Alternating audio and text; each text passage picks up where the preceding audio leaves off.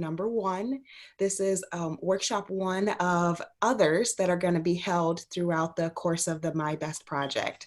And so I hope you have a nice cup of coffee, bottle of water, tea, what have you, as we dive into some really impactful content and information this morning.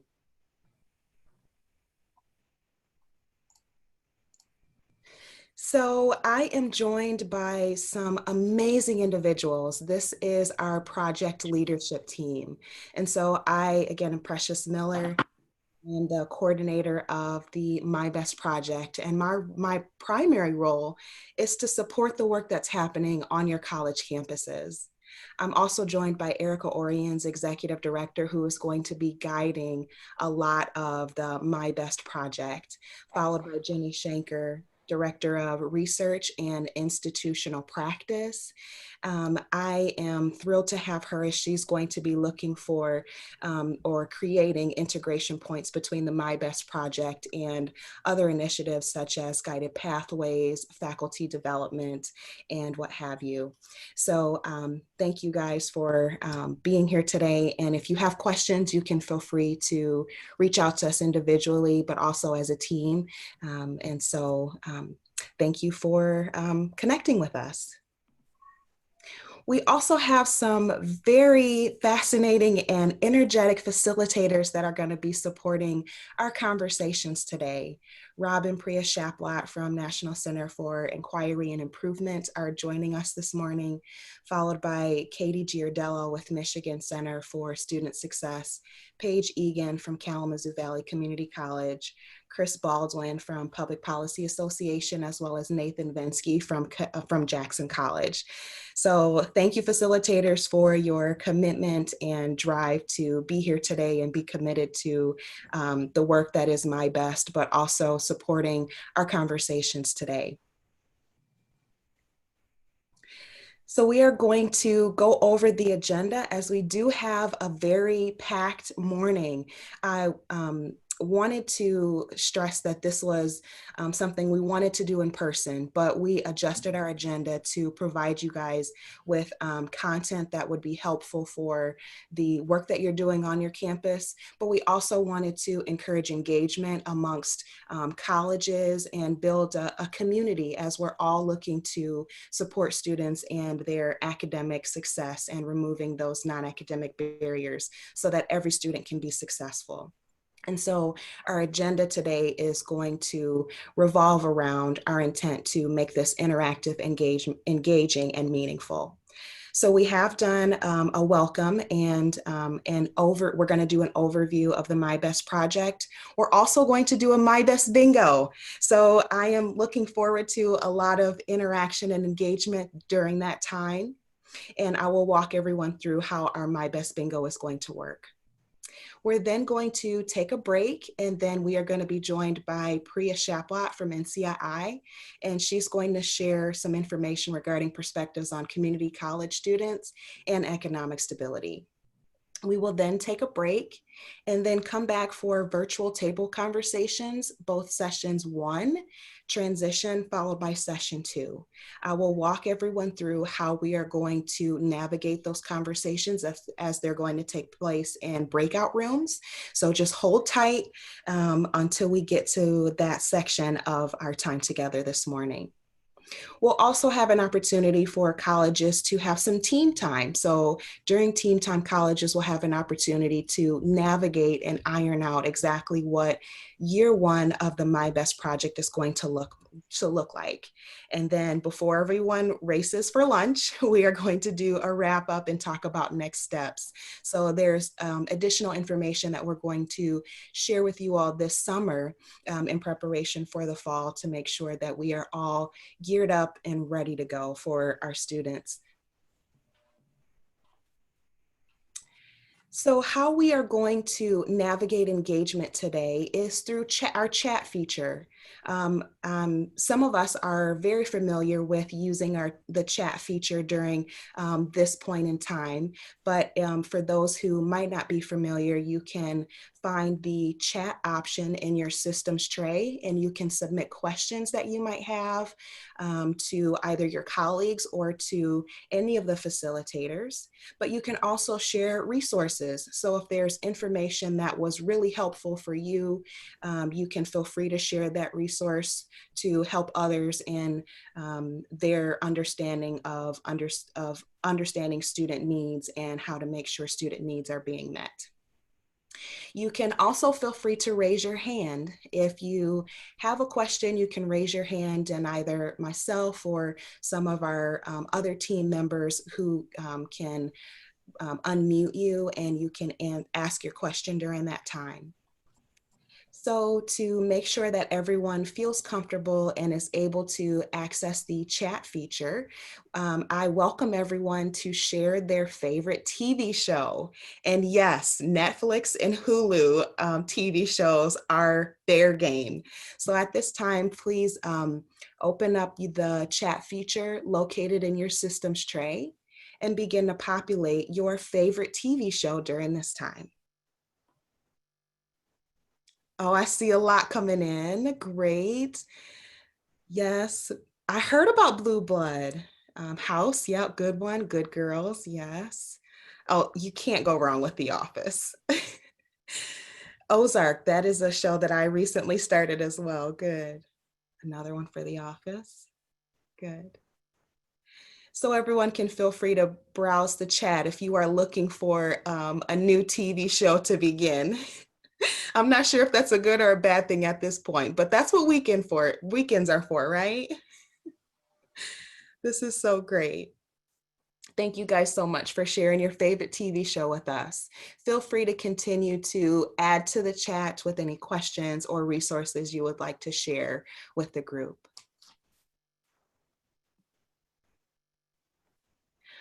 All right, so we are going to talk about how we are going to do our My Best Bingo. So on the slide here, you will see that there are multiple, there's a slide that talks about a Jamboard, and Jamboard is a feature that's available in Google. And so what we did was we created a Jamboard, and our first Jamboard, we're going to do one of two. Our first Jamboard is an example and an exercise that we're going to use to make sure that everyone is able to access the Jamboard accurately. So on the agenda, you can click on the My Best Bingo, and that will take you to a link that is connected to the Jamboard. We can also place a link for the Jamboard in the chat. So as the Jamboard link is being placed in the chat, I'll just talk about how the Jamboard works. So you will go to the left side. Here it's squared out. There's an icon that's squared out. This icon here on the left side is actually a sticky note. You can use this sticky note to place your first and last name and put your sticky note that associates with the area you would like to place it in. And we have 5 different categories. So we have appearance, TV shows, favorite music, followed by have you ever, and then your favorite hobby. So you would place your sticky note where you would like to place it, and everyone will have an opportunity to participate in this. And then at the very top of the screen, you will see another icon where we can toggle between 2 bingo boards. And so we will toggle between this bingo board and another momentarily. But before we get to the second bingo board, we would like to try this as an example. Erica, would you be able to add the Jamboard link to the chat for me? Thank you.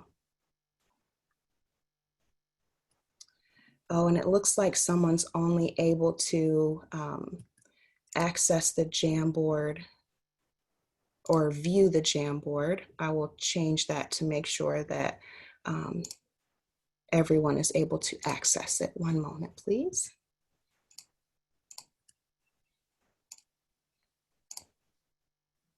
Oh, I see some individuals are already in here. That's great.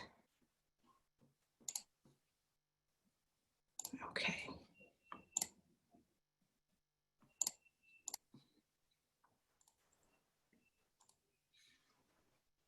So I'm going to share my screen so everyone's able to view.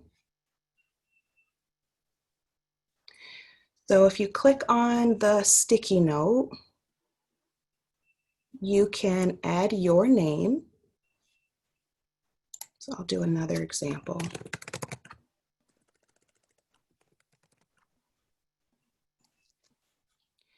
And I have my sticky note here. I can resize it and then place it. I actually do enjoy country music, so I will put that underneath country music. So if you feel comfortable, you can go ahead and start populating your sticky notes and place them where you would like to see them. You can resize them as well, and multiple people can put a sticky note in the same box. So if multiple people enjoy country music, you can feel free to put multiple sticky notes there. Oh, you guys are doing so great. I'm seeing lots of responses come through. So it looks like a couple people, I put the Jamboard link in there a couple of times.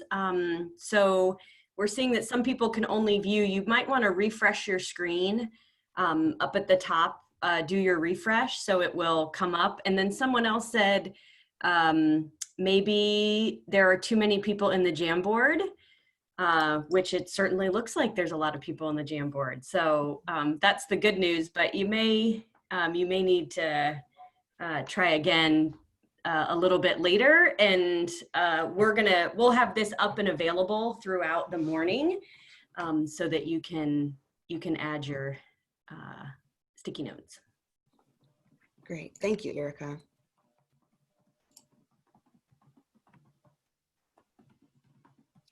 It's always exciting to find new technologies and then try to use them with 100 people. So thanks for hanging in there with us, everyone. This is great.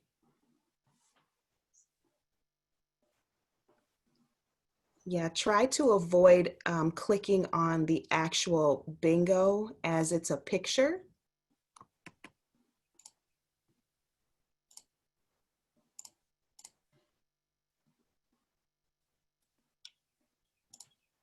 Oh no, our picture has disappeared.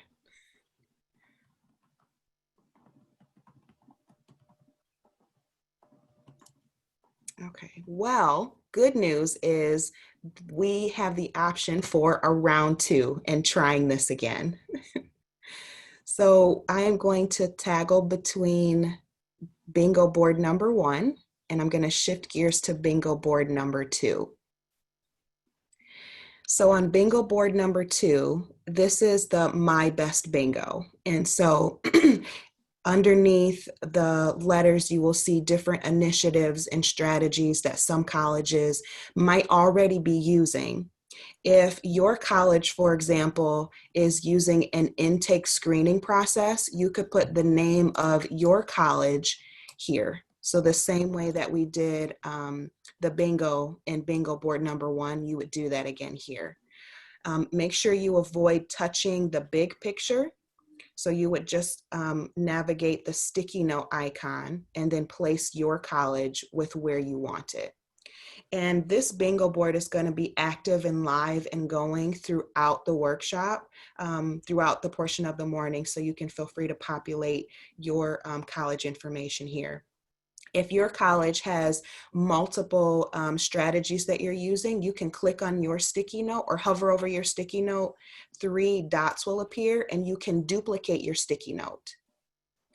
If you have a college that starts with the letter M, please make sure you differentiate your college from the other colleges that also begin with the letter M.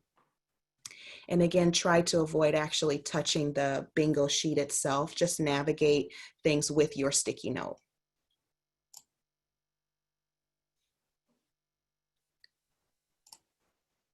Okay. So now I'm going to navigate back to our PowerPoint slide. You can feel free to continue navigating and utilizing the bingo board.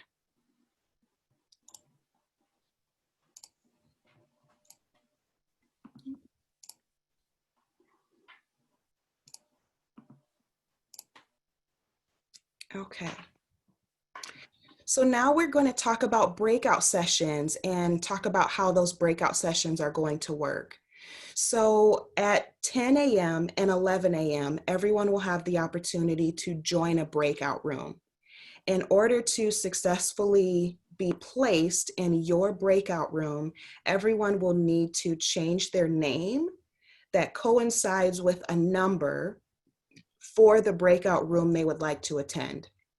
So if I am interested in learning more about executive leadership in My Best, I would rename myself Precious-1. The way that you do this is by clicking on the participants in your systems tray. Clicking on the participants in your systems tray, finding your name, selecting more, and then rename. We do have a picture of what this looks like on the left side of this slide. So at 10 a.m. and 11 a.m., you will rename yourself that associates with the number of the breakout room you would like to attend. When it is time for us to go to our breakout sessions, I will reiterate this information just to make sure that everyone is entered into the breakout session that they are interested in.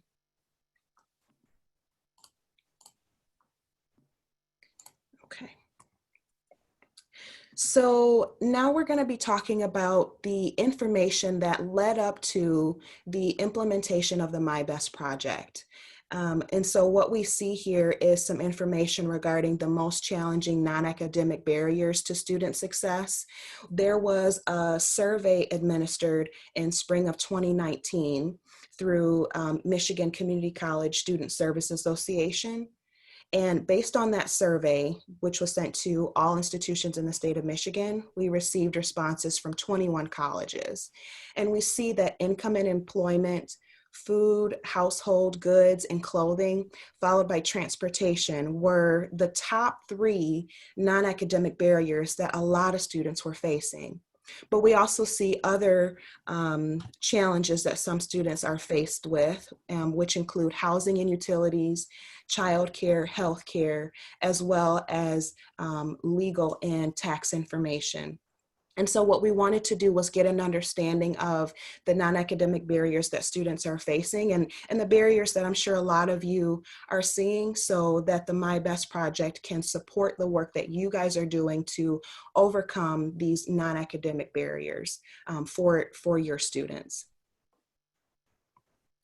Along with that survey, there were some additional questions that were asked to help us understand the current practices that colleges are using to support their students, but also some of the technical assistant needs that some of our institutions have. And so the thin green line shows us all of the current practices that colleges are using.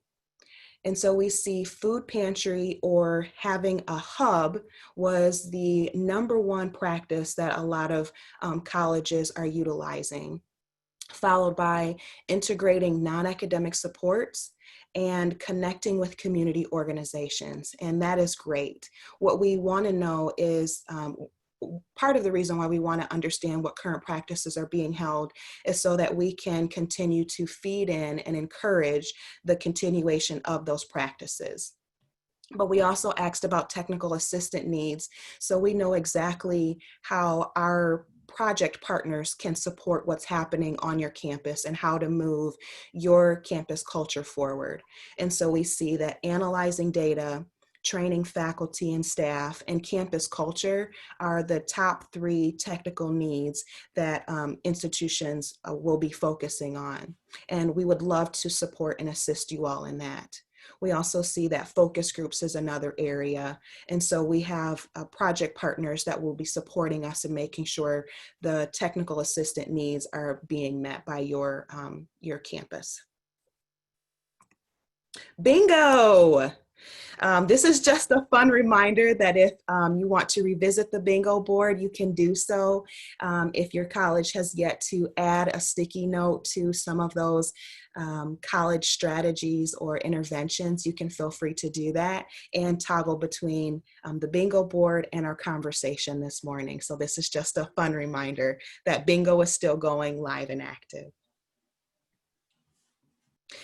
So here we see our project goals, and it's a big picture of how we want to make sure that the needs of your campus are being met and that we as leadership can support the work that's happening. So we see goal 1 is to understand the needs of students and the community.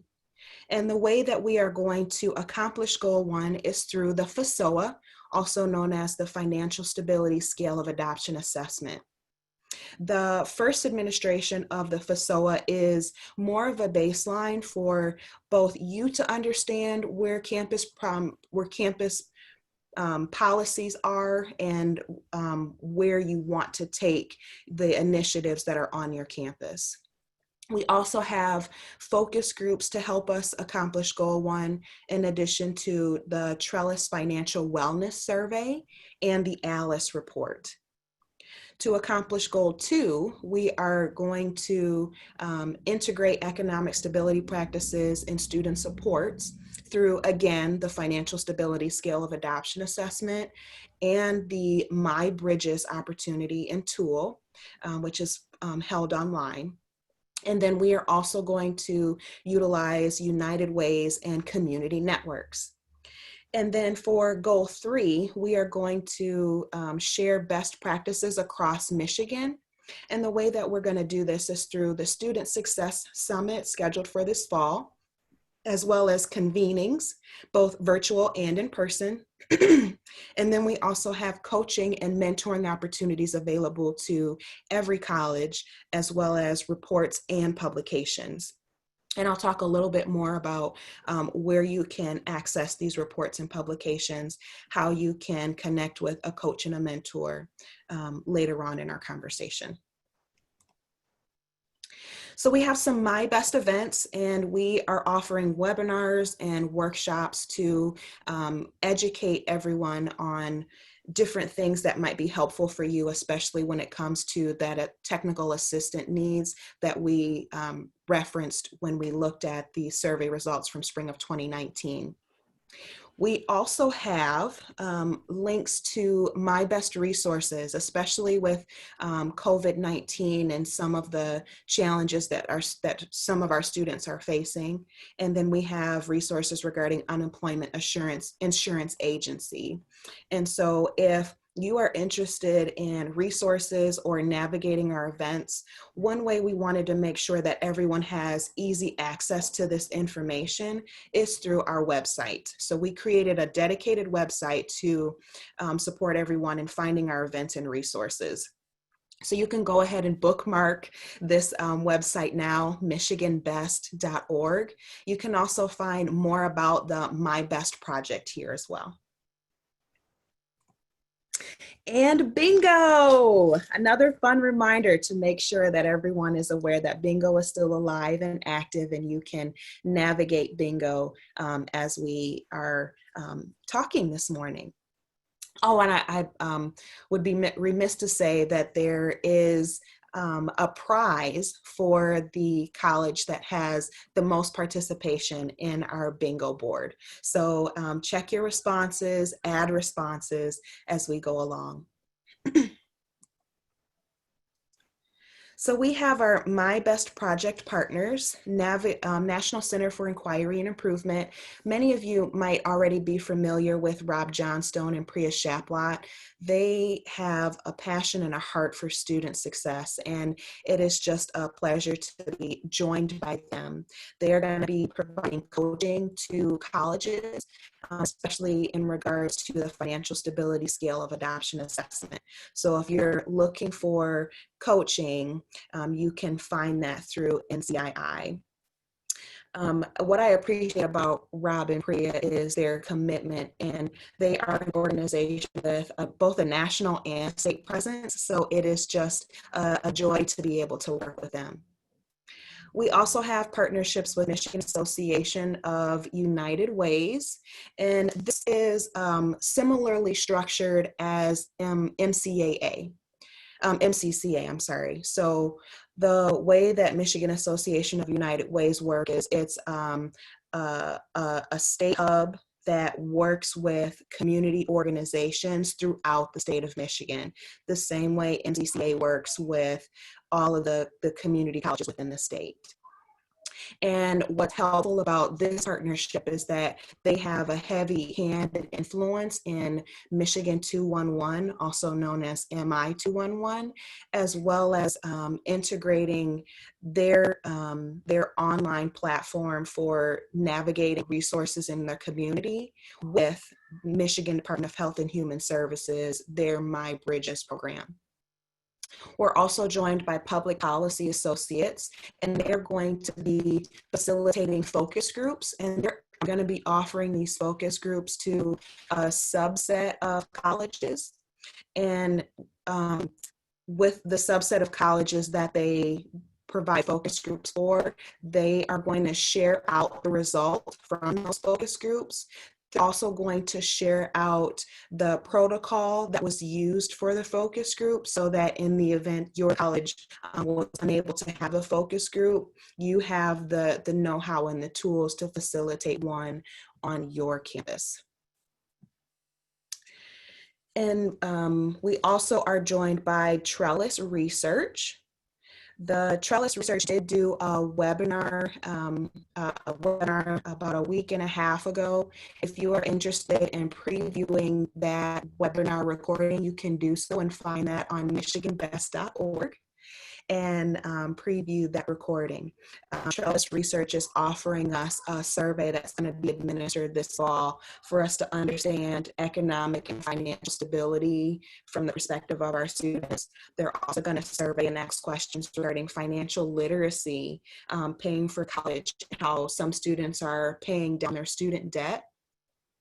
And they also have incorporated questions regarding technology and security, since we know that some of us discovered that was an unmet need. And so questions regarding that are included in the Trellis survey. If you're interested in previewing the questionnaire or the question set from the Trellis survey, you can also find that information on our website. And then we have Michigan Department of Health and Human Services, which is a state hub where individuals can access and locate state benefits, but also local benefits through their My Bridges portal. And so we'll talk about My Bridges partnership in one of the breakout conversations, if you are interested in that. And then Michigan Department of Health and Human Services also offers colleges the opportunity to become a community partner. So if you are interested in a step-by-step guide to how to establish that partnership, you can join that table conversation, but we'll also have information regarding that on our website. We also have American Association of Community College Voluntary Framework of Accountability, and this is our vehicle for collecting and reporting data on leading indicators of student success. We can also see persistence from term to term through this avenue, and we can also see college level completion rates. And then we also have Coleman Evaluation with Dawn Coleman. This is our project evaluator. And so Dawn is going to evaluate colleges' success with implementing the My Best initiative, but she's also going to take a qualitative approach to understand some of those challenges. So Dawn is an outside voice to what's happening with colleges, and we are happy to have her as a partner. So we talked about our partnership, and now it's time to look at, okay, what time frame are we looking at to do all of this amazing work? Well, it started. It started January of 2020 and is going to continue until June of 2022. But my personal hope is that the My Best project is not something that's going to start and stop. It's something that's going to stay because it has been systematically implemented into your community practices. So what's going to happen over that span of time? We're going to have convenings, webinars, workshops, coaching, training, and mentoring. And so you can look forward to all of these opportunities as we move forward.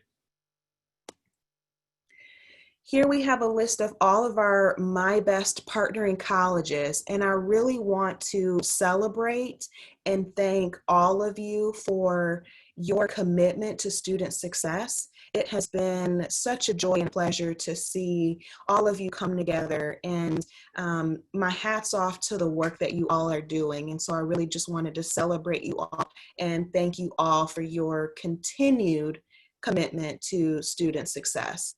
As we are looking at our list of participating colleges, we want to encourage cross-college sharing. And one way that we're going to do that is through our mentorship opportunity. Here we have a couple of our mentors, Paige Egan from Kalamazoo Valley Community College and Nathan Bensky from Jackson College. But we also have an opportunity for other mentors to also emerge. So if you have information you would like to share with another college, or if you have a campus initiative that has really been ironed out and would like to give back to another college, I encourage you to reach out to myself and let me know that you're interested in being a mentor. But if you are a college who's looking for a mentor, let's say you are interested in learning more about how to use VFA data, and there's a mentor who has a niche in that, I welcome you to reach out to me so that I can facilitate the pairing of a mentor with a college and vice versa. So if that is of interest to you, my email contact information is listed here for you to reach out to me.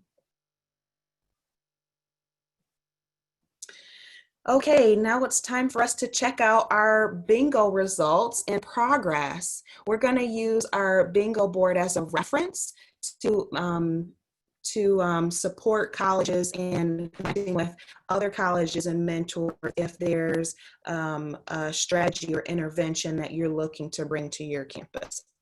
So let's take a look at that.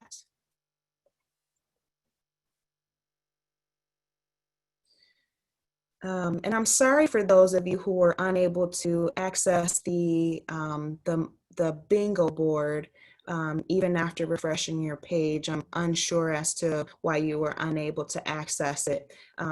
We did our best to make this an interactive portion of our time together today. We wanted to do this in person, but trying this as a virtual opportunity for us to cross-share. So,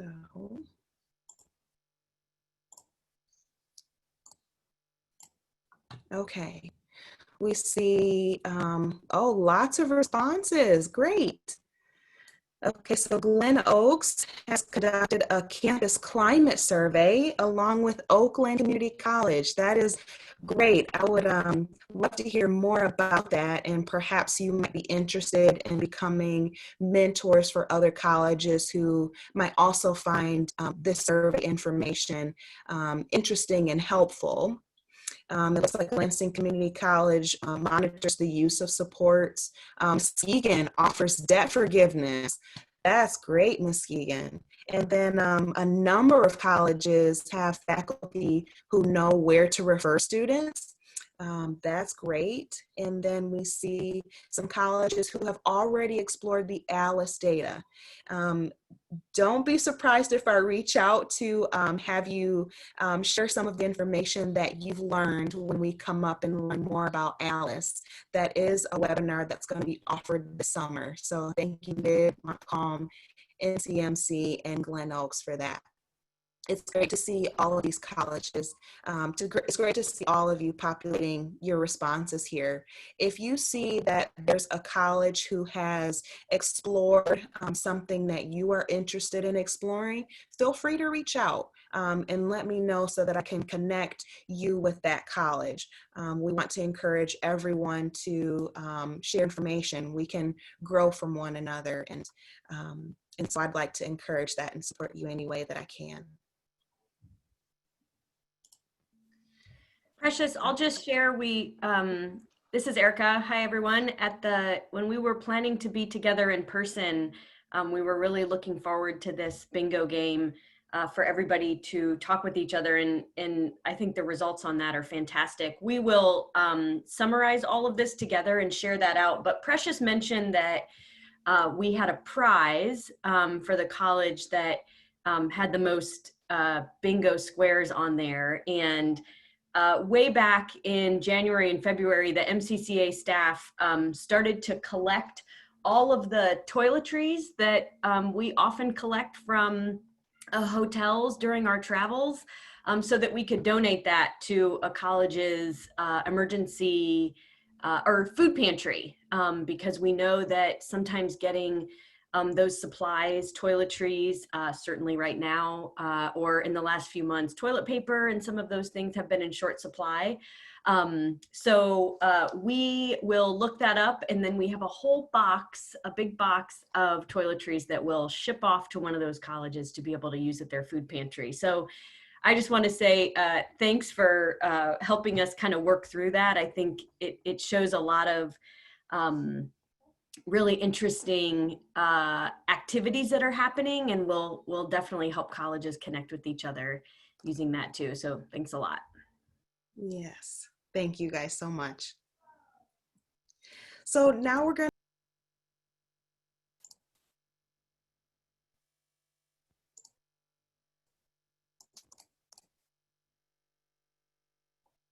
I hope everyone had an enjoyable break. Now we are going to be joined by Priya Shaplot from National Center for Inquiry and Improvement, and she's going to be sharing an impactful talk regarding perspectives on college students and economic stability. She will also be joined by a panel of Nicole Hatter from Lake Michigan College, Sue Boyd from Macomb County Community College, and Jeremy Bellinger from Bay College. Priya, I will turn things over to you. Thank you so much for facilitating our talk today. Thank you so much, Precious and Erica and Jenny, for having us here.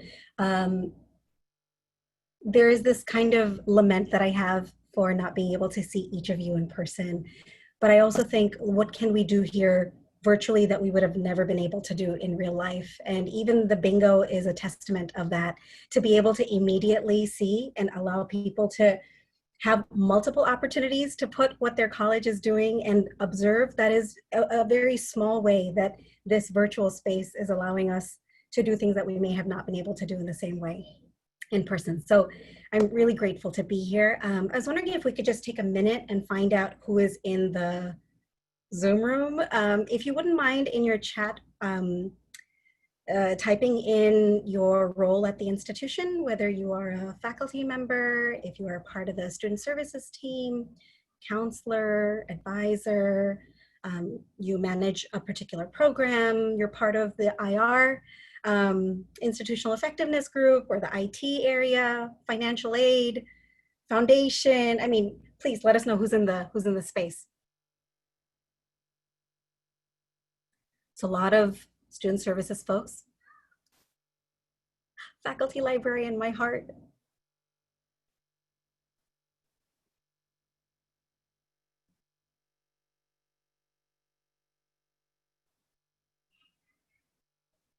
Great, we have some relationships with community partners here. This is great. The work of financial stability, the work of economic stability is really an all hands on deck approach, because when we are talking about supporting the whole student, we need every single aspect of that support represented in the design of that work.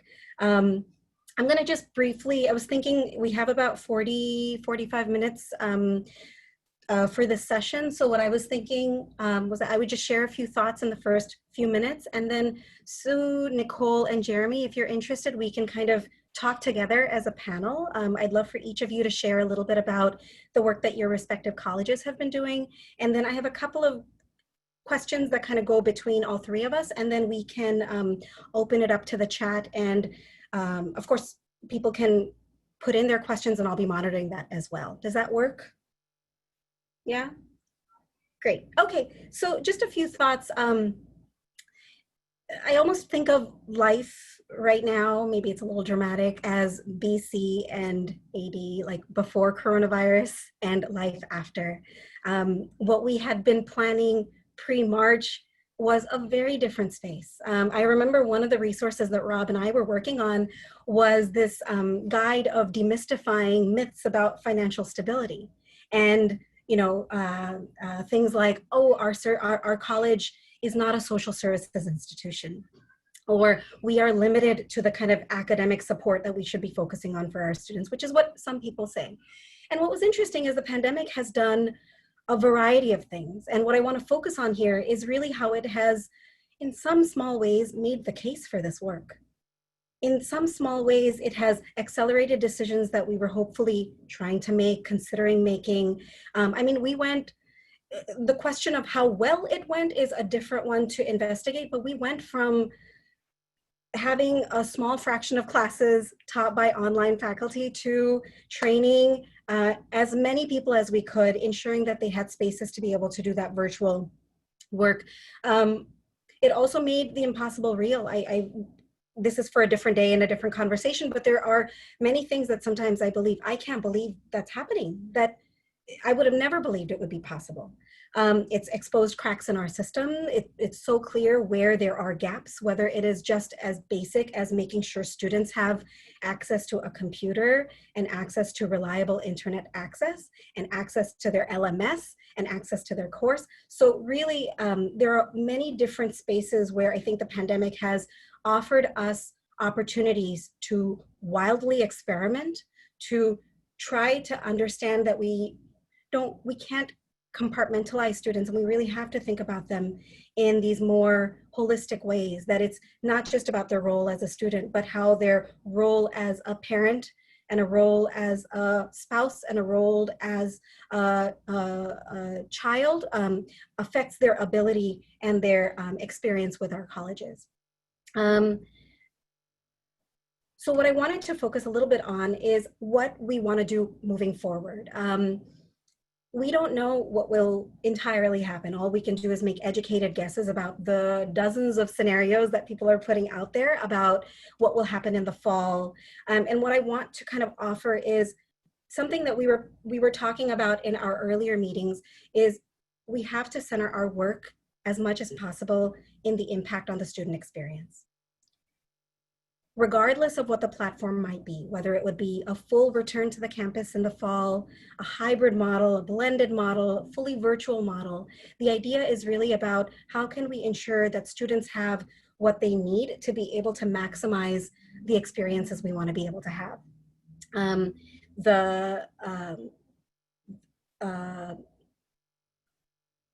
And this also applies to the employee experience as well, because as we talk about almost holistically thinking of students, we've also been talking about holistically thinking of employees and how to make sure that employees are also supported in the way that they're doing the work from now through the rest of this year and forward.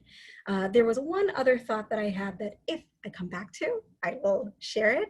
But I would love to take a moment and have each of our panelists introduce themselves. Sue, maybe we'll start with you, and then we'll go to Nicole, and then we'll go to Jeremy. And if you wouldn't mind sharing your name, your role at the institution that you're representing, the role at your institution, and a little bit about what you think might be helpful for somebody else to know about your college, whether it's demographics or its geography or anything else that might be characteristic of your college.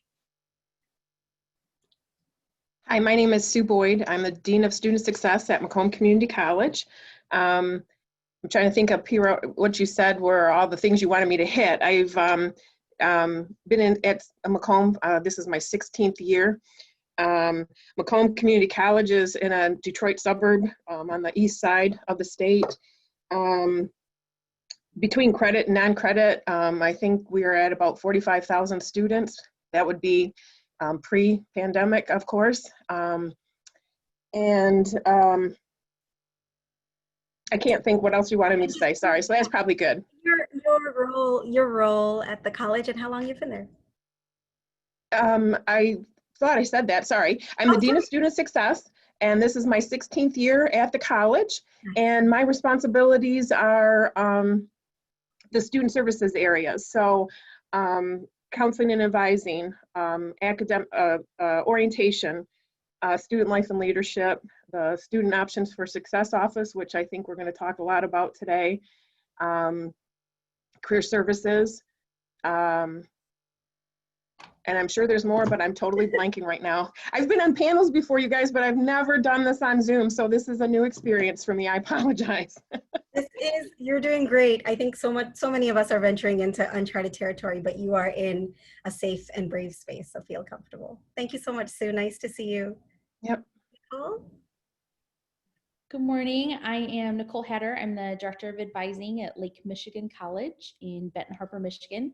I have been with the college, it'll be 8 years in the fall. And so in my department, I supervise advising. We have a full-time counselor, and then we have 3 student success mentors. So we serve kind of a unique population. Lake Michigan has 3 different campuses. So we have one in Benton Harbor, we have one in Niles, Michigan, which is right on the border between Michigan and Indiana. And then we have a campus in South Haven. So we have a really odd mix of kind of some city, but also serve very rural populations as well as you kind of branch out from the main campuses. Great, thank you, Nicole, and nice to see you. And Jeremy? Yeah, so I'm Jeremy Belanger. I'm from Bay College up in the UP, and we are the opposite end of the spectrum. We don't have 45,000 students. We have about 1,800, so we're definitely on the small side. My role on campus is I'm the Executive Director of Transfer and Student Advising, but being a small campus, we wear a lot of hats. So my realistic role is to try to help coordinate the non-instructional student support. So our non-academic advisors, our tutoring services, supplemental instruction, all of the mental health and wellness side of things. So I stay busy. And unique to Bay, we're very, very rural. So the biggest city in the UP is only 15,000, and we're in one of those 3 cities of 15,000. And there are only 2 community colleges in the entire UP, and we encompass about 1/3 of the landmass of the state of Michigan. So we serve students from as far away as 3 or 4 hours. So it becomes a unique challenge. The advantage, though, is our students get very comfortable with being online, at least to some extent, prior to this issue. So our students had I hope, a little better comfort level when we went 100% online. Fascinating. This is such a nice breadth. And thank you, Precious and Erica, for selecting and inviting such a variety of panelists.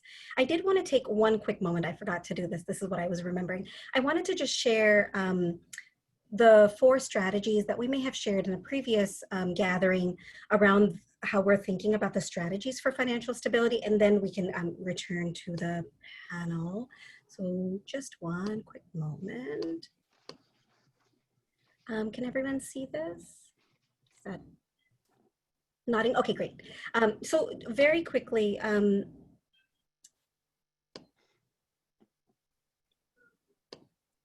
what we're really talking about here is, and we've had previous conversations around this, but what we're talking about here is structurally supporting students to meet their basic needs, not having certain students have access that is a little bit easier, but really that students can,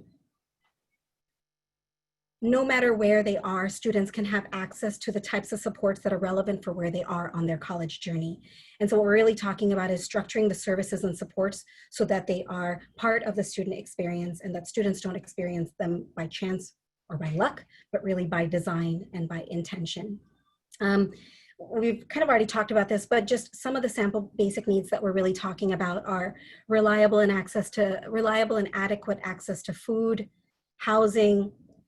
Transportation is a different issue these days, childcare, healthcare, and especially as a result of the pandemic, as well as the civil unrest of the last couple of weeks, the focus on mental health is going to also become increasingly prominent.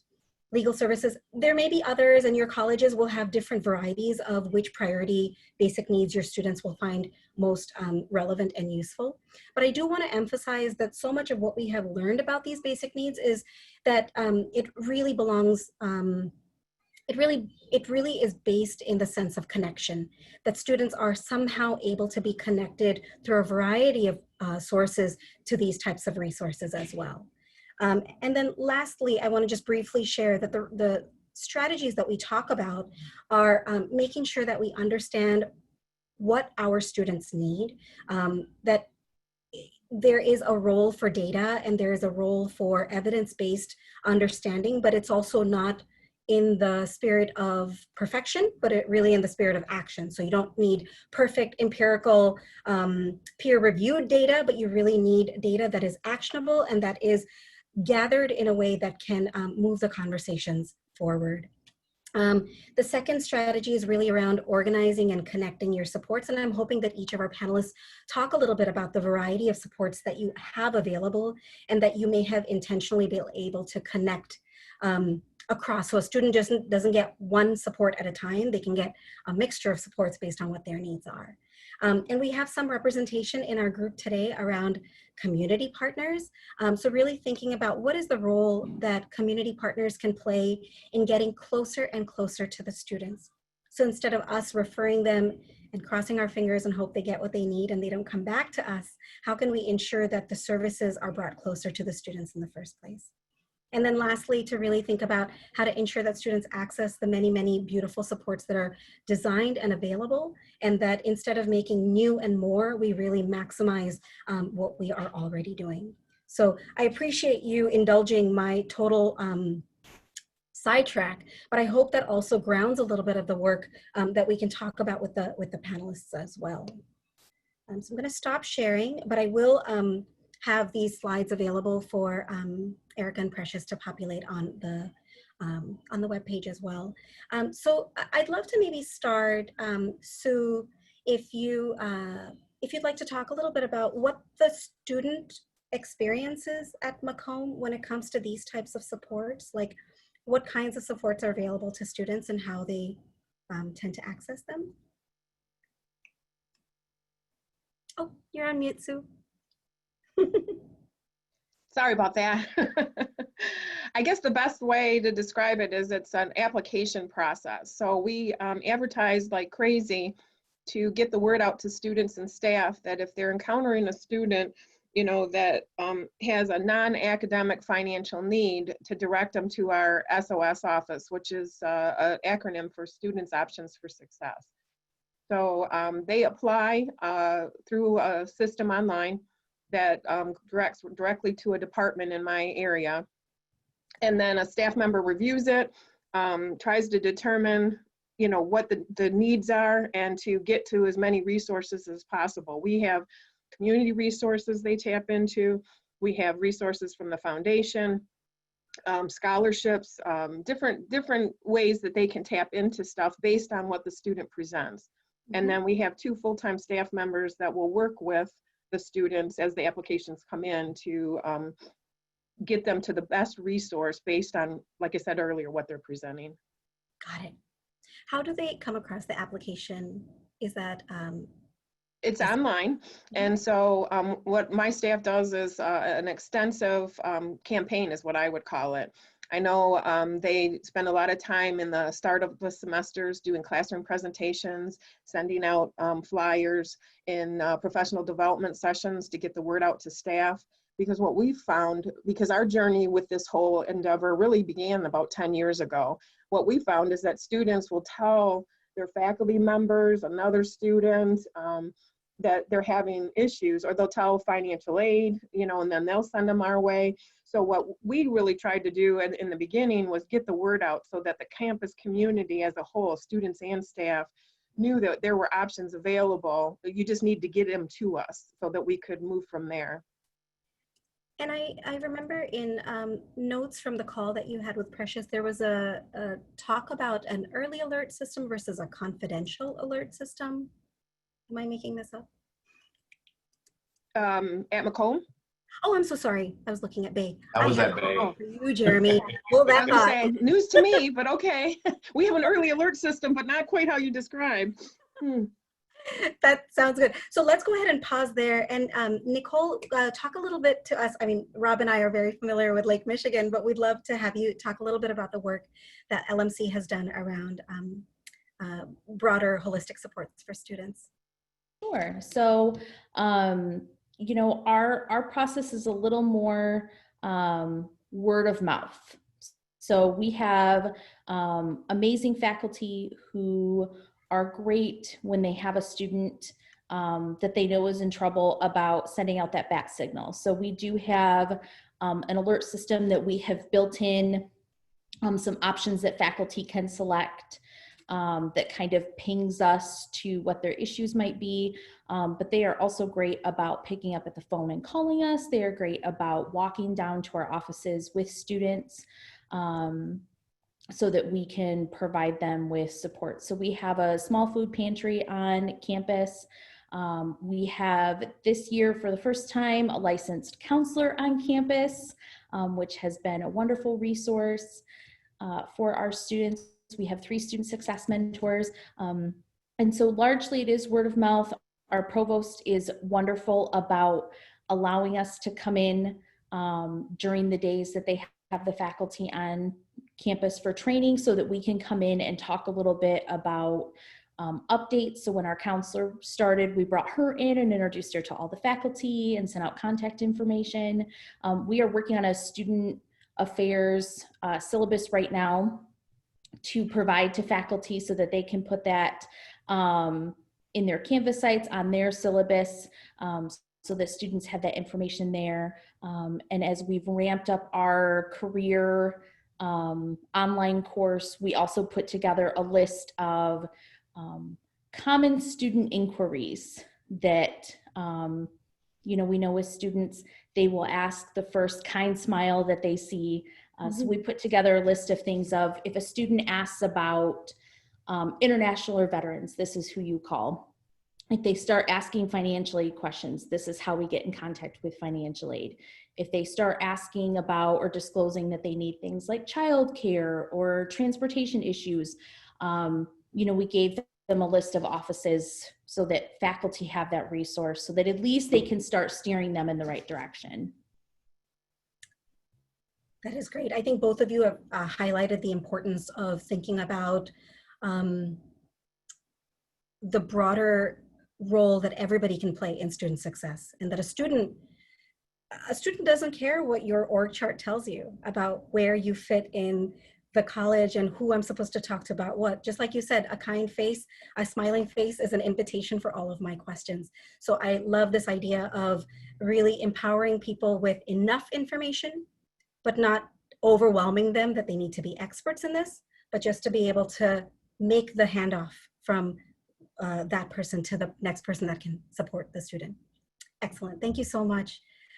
Jeremy, we've already kind of given a preview, but talk to us a little bit about Bay. Yep, so, and don't worry, I'm gonna go back 2 years, but it's gonna be brief. So a couple— You mean just the last week? Yeah. A couple of years ago, we were looking at our fall-to-fall persistence, and our persistence numbers weren't where we wanted them. And we started looking, and it didn't have anything to do with GPA. About 60% of our students who we didn't retain for a second year had a GPA that was 3.0 or higher, which was telling us it was not academic failure that was keeping them from coming back. It was all of the other peripheral things. So we did a qualitative interview process with both students who came back for their second year and students who didn't. And echoing what the others have already said, what really stuck out to us is when we said, "Who is your advisor?"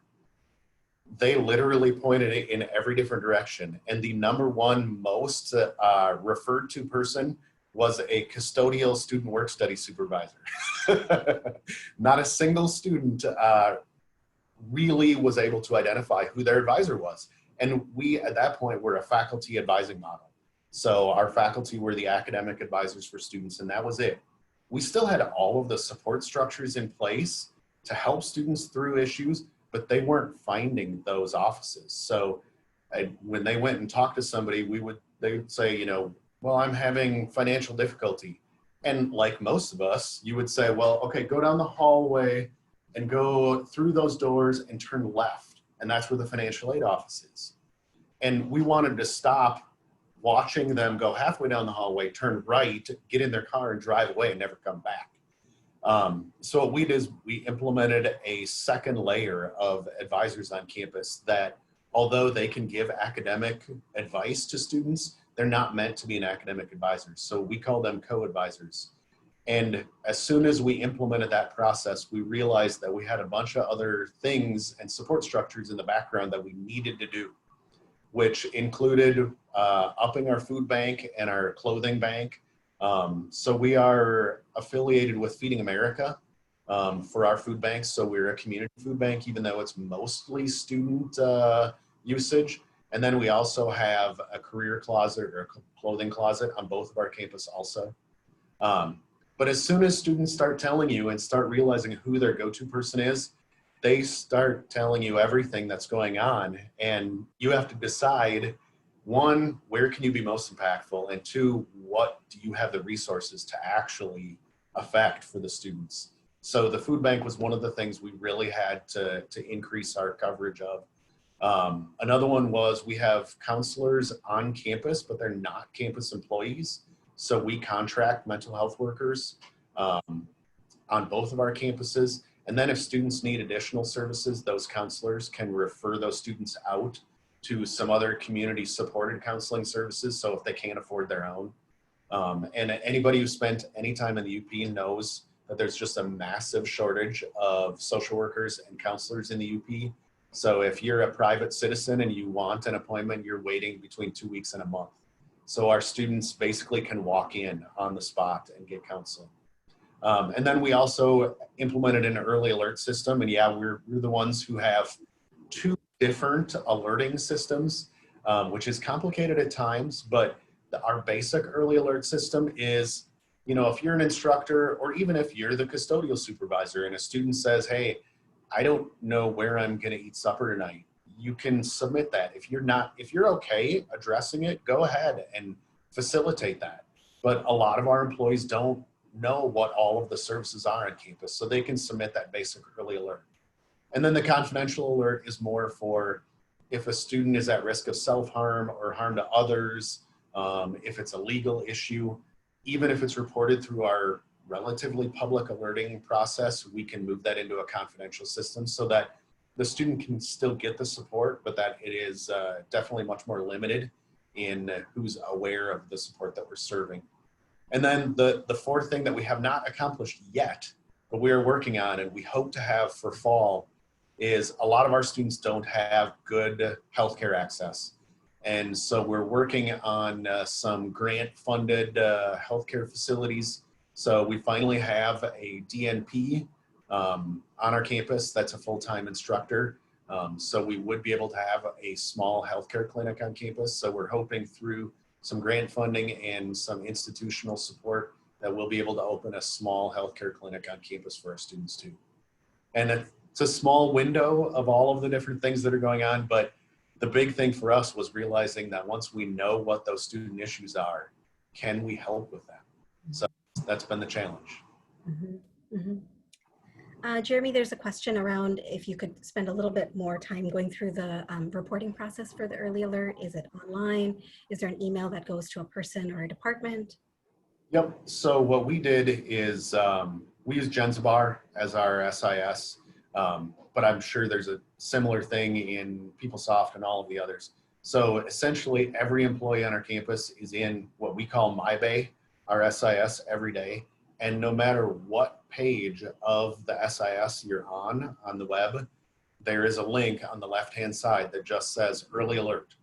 And so it's very easy access. At this point, it is only employees that have access to submit an early alert. We toyed with the idea of allowing students to also submit alerts on behalf of, about another student. And we decided at this point, best practice was to not go down that road yet. And it seems to have worked. We turned that system on in winter of 19, so we've had it on for about a year and a half. The first semester, we had about 1,200 alerts, so an average of about an alert per student, which in reality is actually 10 alerts on about 10% of the students.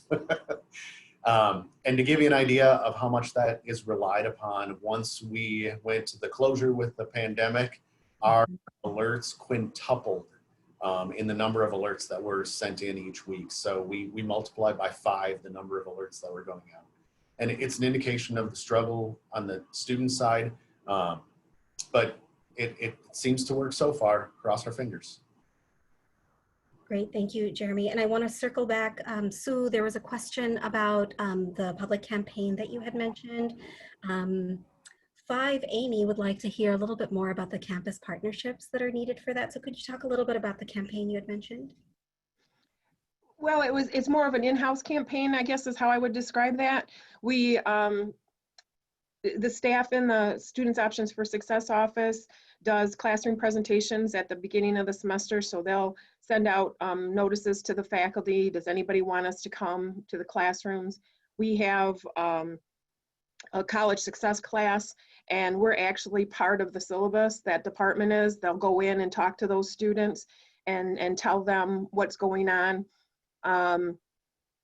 That word of mouth is really powerful, I think. The other way we do it in-house is we try to have a lot of flyers, brochures, information, and if we can get on the agenda in any professional development, especially the faculty development days, to get the word out, because the student will more than likely present to the instructor what's going on, or in an early alert kind of environment, the student will say something or not say something. The instructor will notice the student is not attending class. It's kind of like was mentioned earlier with Jeremy. All of a sudden, a real good student will just stop attending, and then you talk to them, and it's because their battery in their car died and they don't have the money to pay for it, nor do they have the money to get on the bus if they're in a bus route location to get to campus to get to class. So that barrier just needs to be overcome so that they come back in most cases. So the in-house campaign is like that. And then our staff is connected with the community.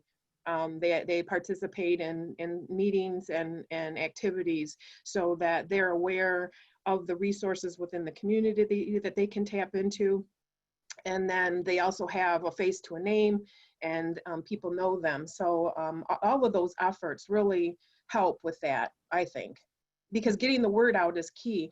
Macomb County, for us, we find is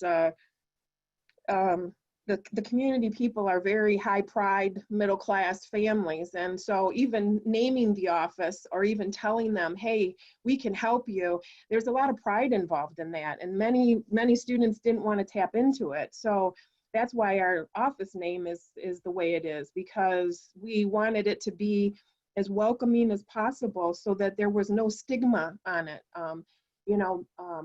If you need help, tell us what it is. If it's financial, we're going to try to figure it out for you. And just reiterating that message has really been key for us. Thank you. I have like 50 billion questions and one. Quickly, I wanted to ask, and I'd love, again, if people wouldn't mind in the chat, adding what the plans so far for the fall semester are. Are you planning on being Erica just laughed. And even if you're muted, Erica, I saw you laugh.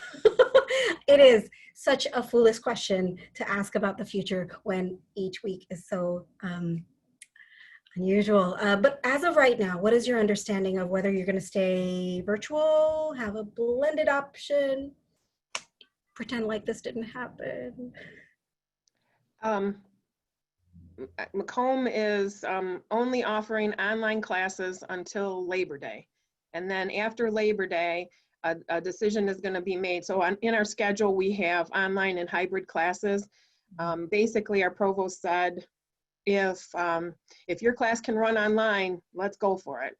But if you have a clinical or a lab or anything where you would have to come on campus, or ideally you have to be there, the recommendation was a hybrid class.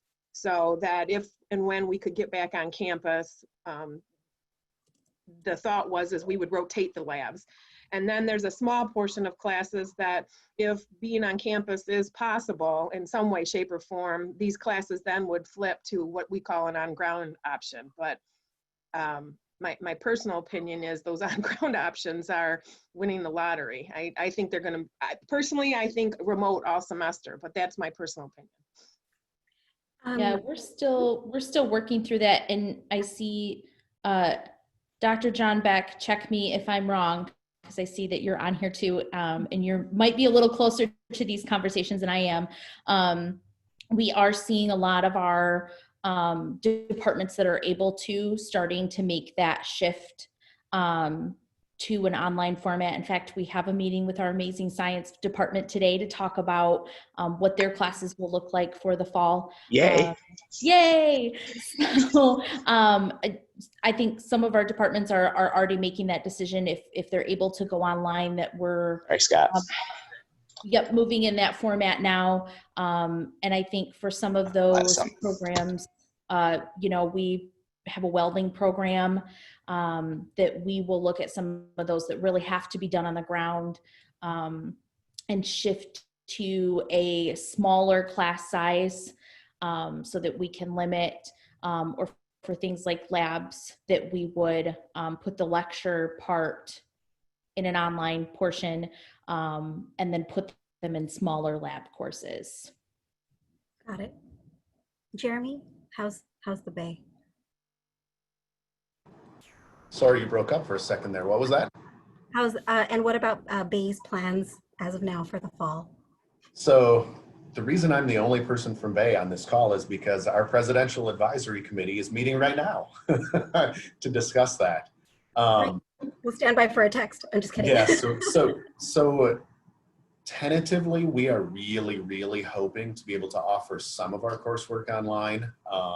We're likely going to front load as much of our lab work, clinical work, things like that as possible, so that if we have a window of opportunity in the early fall, we will be.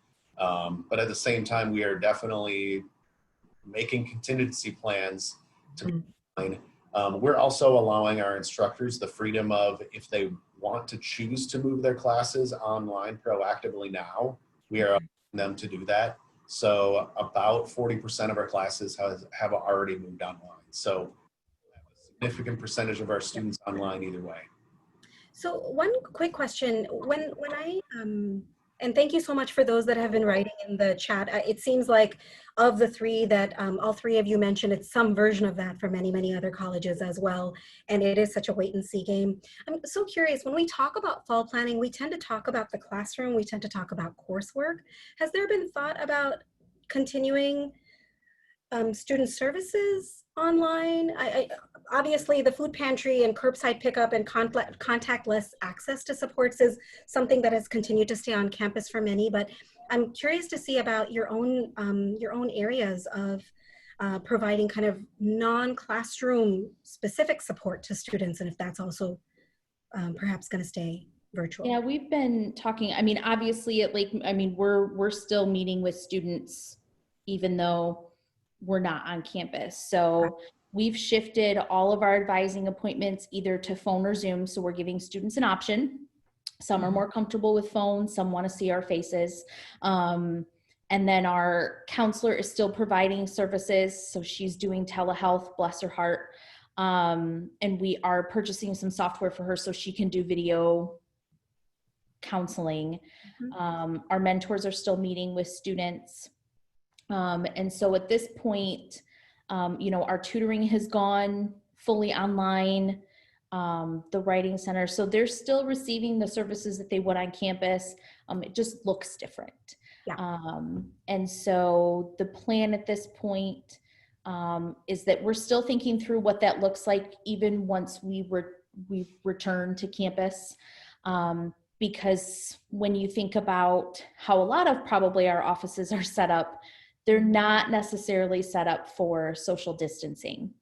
And they are not set up in thinking of social distancing to also think about FERPA and supposed to be, working with students with, a door closed. So we will be still defaulting to phone and Zoom, but our plan is that we'll start to slowly come back to campus and shift so that at least there is someone in the office, so that if we have, students on campus, we can work with them if they need assistance, maybe to move to a classroom or somewhere that affords us to still be able to get into all of our systems, but provide a little bit of buffer.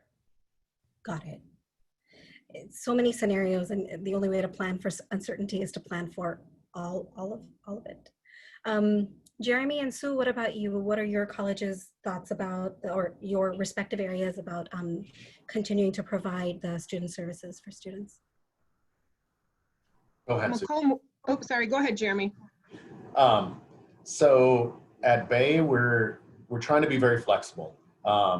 And first, I want to recognize Rob is completely correct. The demographics of the UP versus Macomb County, little bit different. We are geographically isolated from each other inherently anyway.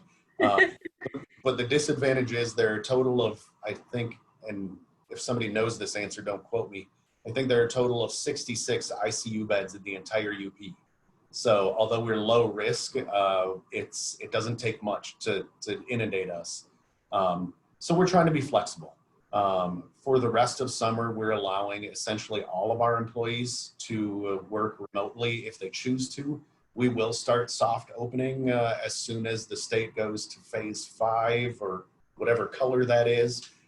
So as we move to the next phase, we'll be allowing our employees to choose to come back, but we are not making anyone come back prior to preparation for fall semester.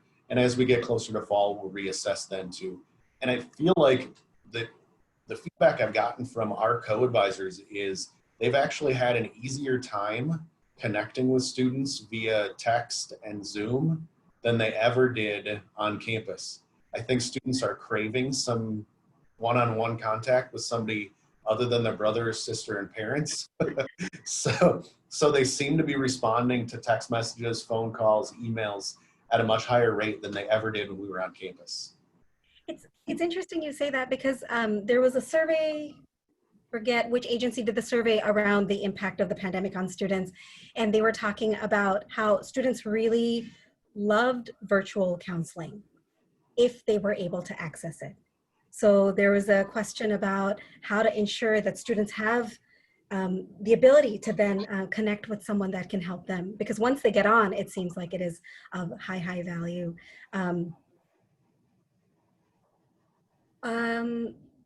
One other piece I wanted to add, oh, and Sue, please share a little bit about what you were thinking around the fall and planning for the fall. No, I was going to answer the question of what is student services doing. You know, we of course, have limited staff remotely, but I would have to say, of course, my boss is on the line, so she could correct me if I'm wrong. We are offering all the services that we would have online, minus, of course, face-to-face and immediate pickup of phone calls. We're looking at right now how to expand picking up the phone when students call directly versus them leaving a message and somebody calling them back. We've been working a lot by email, Zoom, Teams, to get to the students. Of course, we're entering a very busy time in counseling and academic advising. So the turnaround time isn't as fast as we would like, but if we were on campus, a similar but different effect would be happening. The turnaround time does slow down this time of year for us. So we are offering the services. They do look very different. My staff, and a shout out to them, those that are on this call and those who are not, the things that they have done, the creativity that they have come up with for ideas to service our students has been nothing short of outstanding and impressive. And to be a part of that group is such a sense of pride for me. I don't even know how to describe it. The services we're offering students and the quick turnaround we have is a very proud moment for me. I guess I better put a period on that or I'll keep going. Making me well up. That is something to be deeply proud of, because this has been such a scary and uncertain time, but to be able to find, I mean, I'm looking through the chat and there's silver linings of Paige is talking about, we've noticed a decrease in missed appointments with our remote services. That's incredible. And Jeremy, this kind of reminds me about the point that you were also talking about, where students are craving a sense of connection. And I don't want that to be kind of passed lightly. I was talking to a colleague in California who was mentioning that right after the pandemic started, the ability of anybody, forget a student, anybody, to commit to a meeting in 2 days was so monumental. You had no idea what was going to happen in 2 days. So at that time, like, everything happening asynchronous was best. Letting students and people kind of manage things in the pockets of time they could find in their days. But slowly she was telling me that in a couple of weeks, when people kind of started getting a sense that this was going to be a longer experience, they wanted more synchronous activity. They wanted more connection and more community. And I think that that is something that pervades the pandemic, that pervades a crisis, the ability of students and others to feel a sense of connection and community with the college. And one other thing that all three of you have mentioned is the importance of students to have that human contact. So we tend to have our services listed using the alphabet that usually has just the department name and phone numbers. And where possible, whenever we can shift it to which person, here's the face of the person that you might be able to speak with, that humanizes that experience as well. So I feel like all of you are talking about this kind of more intentional human to human connection. And I love that. Just kind of scrolling through, we have a few minutes. Precious, I'm not sure exactly how much. Do we have about 10 minutes or a little less than that? But feel free to, 10, 15. I'm gonna get wild here, like unmute yourself. We'll see if multiple people are talking at the same time, but unmute yourself. And if you have any questions for our panelists, or if you'd like to share a little bit about what your college is doing, we'd love to hear it. And while you do that, I'm just going to quickly scroll through. There's some other excellent suggestions about using Sign Up Genius. Rob had a couple of great ideas from colleges that are looking at doing in-person in a physically distant but together kind of way. We have until 10:15. So you can, thank you, Erica. You can also raise your hand. One question I will ask, because this will actually lead into the sessions that I'm facilitating in the rest of this period, is are there any particular summer activities that you or your colleges are planning to continue to support the fall, whether it's for new students, returning students? Are there certain kind of plans that are in place over the next few months to be able to, or things that you're working on to continue to support the fall as well?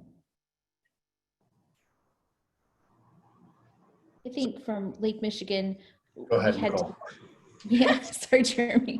We had to, I mean, we really had to put a pin in a lot of our normal summer things. So we get pretty quiet in the summer in terms of student activity. Our Upward Bound program is working furiously to try and still offer their normal summer program, but in some sort of distanced or virtual. But we unfortunately had to cancel all of the camps that we normally do. We normally open up housing to like our Whirlpool interns, and we had to cancel all of that.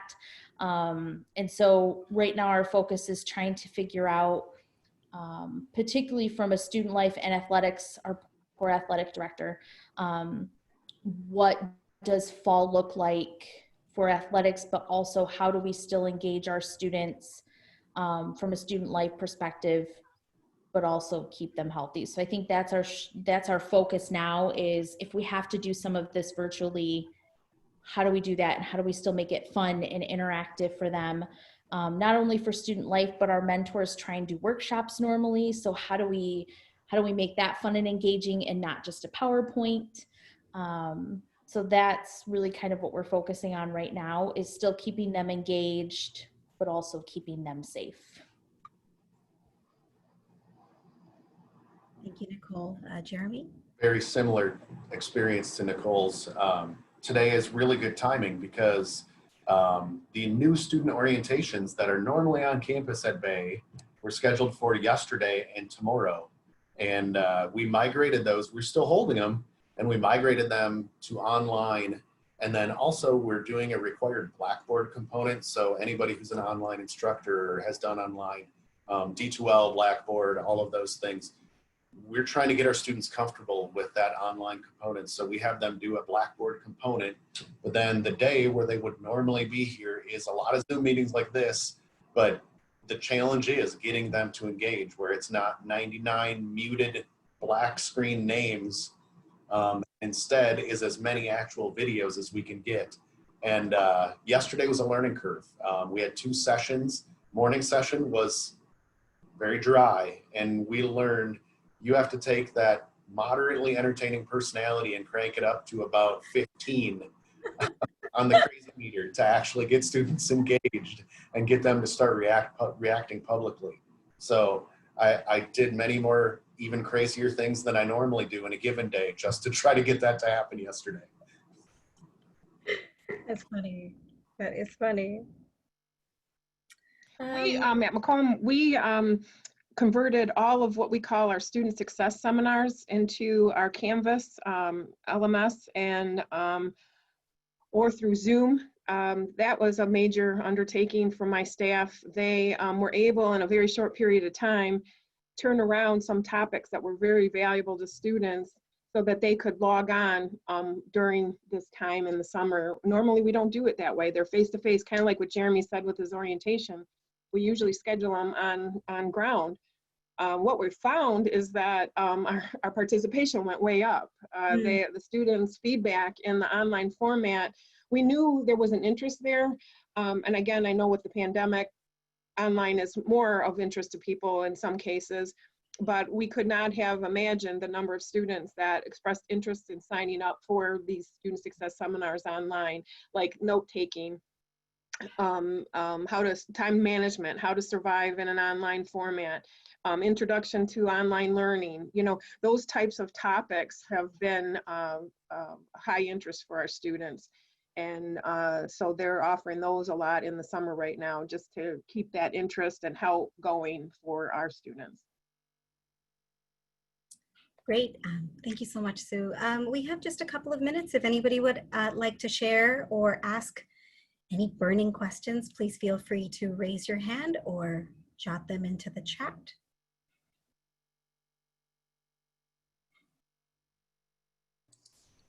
Hi, Beverly Stambro, Oakland Community College. At OCC, for a while, we have been trying to do our onboarding process in an online format. And so what we've done is for all of our onboarding processes have been put online. And we're working diligently with our English placement because of AccuPlacer. So we're going to that self-directed piece. But our online orientation is through a company that provide what we call student lingos, student resources. And what they have is like 42 different types of resources that faculty are using, and students have been, I mean, it has been overwhelming at the participation in that. Our orientation was once face-to-face. We no longer offer that because we were only doing our developmental pieces. We have oriented over the last 2 years over 30,000 students, and they constantly go back to that online piece, as well as utilizing those resources similar to the student success pieces that you've been talking about, but specifically to assist them with being successful in all of their courses. time management pieces, reading and writing skills, how to write a paper, balancing their work life and things of that nature. It has been an overwhelming success for us to orient all of our students. It is required for all new students coming into the institution. We have mandatory counseling that is required for all new students coming into the institution. So based on our resources that we have been providing for students, it has really been allowing them to be successful, not only in going through our processes of getting into the institution, but retention and completion of resources, and they are taking advantage of those resources that has been just amazing for us. So for us, it has been a real big success. Our English placement is online as well. Our math placement is online. And we did this prior to the pandemic. We continue to do that. It has been a great success. You talked earlier about our counseling services. We have like a 99% show rate we do email, Zoom, and telephone counseling with about 14,000 students for our fall semester. I'm sorry, for our winter semester. As quickly as we went into that process to provide those support services, our show rate has just out of the roof. We're looking at hiring additional counseling services to provide that support for our students. Great, thank you so much for sharing that, Beverly. Were you able to find spaces on the bingo to share this excellent set of supports for students? Unfortunately, my internet connection wouldn't allow me to get in, as well as my other colleague, a couple other colleagues from OCC, but I have not. But I can submit that electronically. Add it to the chat, yeah, because the chat, I feel like I haven't been able to even keep up. There are such great resources in there, and we can summarize those as well. If anybody wants to save the chat, you can just use the 3 dots in the corner and save it for your own perusal later. Thank you. Thank you so much, Sue and Nicole and Jeremy. I appreciate you being so transparent about the work that you've been doing to support students. And oh, I see a hand raised. How kind of you, Jill. Or were you just playing around? I was just clapping. That was just clapping. Oh, thank you. You know, those emojis are all sorts of connotations. Okay, great. All right, well, thank you so much. And Precious, back to you in the news studio. Well, I thank you very much, Priya. I will take it from here. Thank you again so much for facilitating that very meaningful conversation today. Erica is going to share a few announcements before we take our 15-minute break regarding what's going to happen when we come back from break. Erica? Thanks, Precious. Wow, great conversation, everyone. This is fantastic. So we are going to do breakout sessions when we come back. And this is yet another fun, exciting way we're trying to facilitate interaction between colleges and experimenting with the limitations of what you can do in virtual meetings, of which many of you know we have, I think, 25 scheduled now at the Center for Student Success over the next 6 months. So couple of announcements. One, if you could, like many of you have done, and we show you here, if you rename yourself, and then after that you want to put, you can keep your name in there, but put the number of the session that you want to attend during the breakout sessions beside your name. That will help us assign you to breakout sessions after the break. We have some excellent facilitators that will be facilitating the conversation during these breaks, but really it's just an opportunity for additional sharing, but in a smaller space as well, because we do have over 90 people on the webinar. So we'll try that. If you don't put yourself in, if you don't indicate a number, I'll just go ahead and assign you to just kind of randomly assign you to the breakout session. So that's okay too. So we'll take a 15-minute break. We'll have our breakout sessions. And then when we come back, we're going to do that again. And so you'll be able to pick a second breakout session. If you have an interest in going to 2, just keep in mind that you'll be able to do a second breakout session as well. Also during the break, my colleague Katie Giardello added into the chat some information about our Twitter account. And we are trying Twitter to share some of these great practices and continue these conversations on Twitter as well.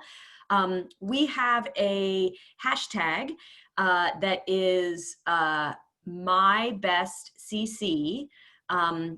Don't use my best because that is a restaurant hashtag that has quite a bit of activity in Michigan as well. Apparently people stole our idea of putting my on the front of every initiative.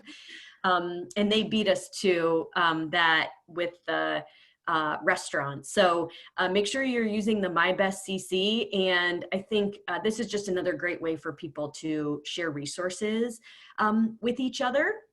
So I'm going to, during our break, I'm going to handle the assignments of the breakout sessions. Fingers crossed that works really well. You should be able to exit the breakout session and come back if you got assigned to the wrong one. So thanks for your patience and working with us as we try some of these new strategies. When you come back, you will likely already be in your breakout session, and that will be at about 10:35. So if you want to mark your calendars for 10:30 or mark your clock for 10:35, and then we'll come back to the breakout session. So thanks a lot. We'll see you then.